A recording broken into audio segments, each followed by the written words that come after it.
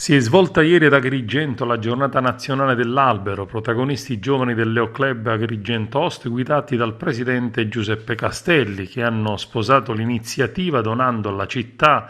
un albero di ulivo piantumato nella zona del campo sportivo di fronte all'oratorio Don Guannella, alla presenza del sindaco Franco Micciche ed alcuni membri del club. Sono orgoglioso del lavoro che stiamo facendo per il territorio di Agrigento e dell'impegno profuso del nostro club, ha dichiarato Giuseppe Castelli. Sono convinto che l'ambiente sia un tema cardine nel quale investire e che ci consentirà di guardare al futuro con più speranza. Abbiamo deciso di donare questo piccolo ulivo simbolo di speranza alla città di Agrigento nella certezza che i cittadini ne avranno cura. I nostri principi sono rivolti sempre alla comunità ed al servizio e siamo sempre disponibili a collaborare per il bene del nostro territorio attraverso le idee e le iniziative per il bene della nostra città, ha concluso Giuseppe Castelli, presidente del club Leo Host Agrigento.